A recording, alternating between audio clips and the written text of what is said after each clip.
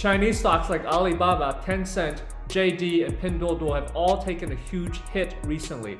And that's why in this video, I will review and compare the three major Chinese ETFs, specifically the KWEB, MCHI, and FXI. So the KWEB is Crane Shares China Internet ETF.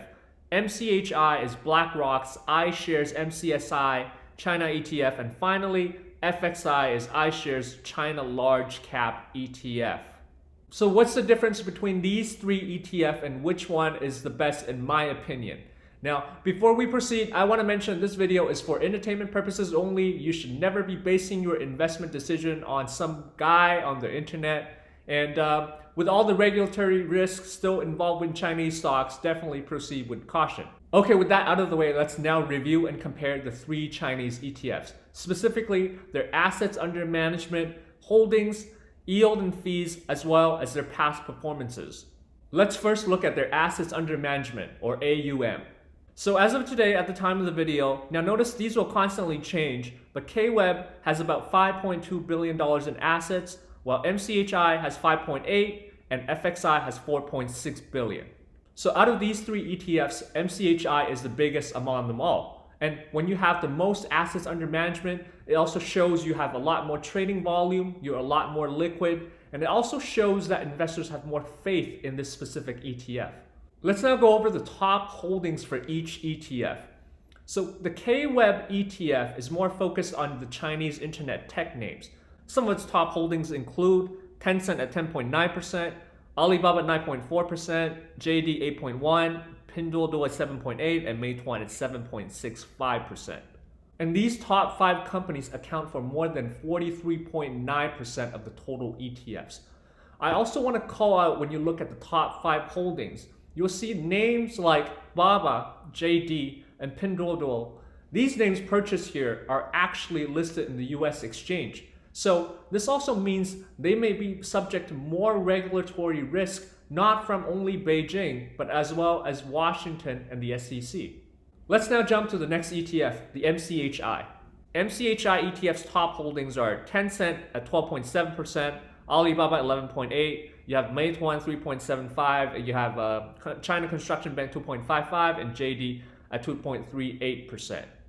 Now these holdings and percentages are always subject to change, but currently these top 5 holdings account for about 33% of the total ETF.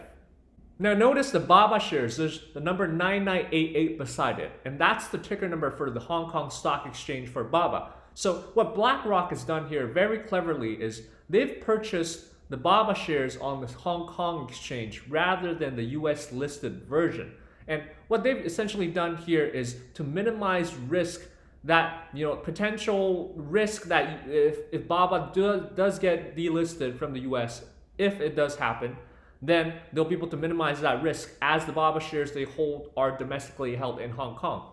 Now the MCHI ETF still does hold some US listed stocks like Pinduoduo, JD, and NIO here, but these weights are much smaller than Baba. Also to call out, the MCHI ETF is much more diversified. You got insurance company in Ping An, there's China Construction Bank and financials. You also have Xiaomi, the smartphone maker, as well as NIO, the EV maker. Let's now look at the third ETF, the FXI. FXI China's large cap ETF's top holdings include Alibaba 8.3%, Tencent at 8.1%, Meituan 7.4%, China Construction Bank 6.2%, and WuXi Biologic close to 5%. So these top 5 holdings here account for about 35%. And if we do a quick recap and summary, the top 5 holdings for each ETF, KWEB's top 5 has the highest concentration, close to 44%. MCHI's top 5 companies are about 33%, and FXI's top 5 companies are at about 35%. So again, MCHI is the most diversified ETF out of these 3 names. One of the key highlights is MCHI's investment in Baba on the Hong Kong exchange, which also minimized risk as well. Let's now look at the yield and fees. At the time of the video, KWEB is currently paying about 0.45% in yield annually. MCHI's yield is around 1.1%, while FXI's yield is around 2.07% at the time of this video. All of them are not paying very much, which is very typical of ETFs, but you do see that FXI has the highest yield, and this kind of makes sense because they're invested in large cap names. while names like KWEB, the ETF, they're mostly invested in technology and growth names, and usually those names do not pay a dividend or a yield. Looking at the fees, KWEB currently has a fee at 0.73%, MCHI has a fee 0.59%, while FXI has a fee at 0.74%. So the MCHI here has the lowest fee of them all. And personally, I think if people are investing in these names, these ETFs for long term, then they would have to be concerned about the fees. But for traders who are getting in and out of these ETFs, these fees are not really a huge concern.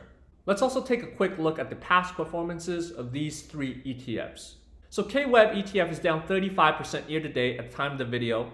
MCHI ETF down 13% year to date, and FXI is also down about 13% year to date. Looking at the past 5 years, KWEB ETF returned about 25%, while MCHI ETF returned 44%, and FXI ETF returned about just 5%. So again, the MCHI ETF is the winner here.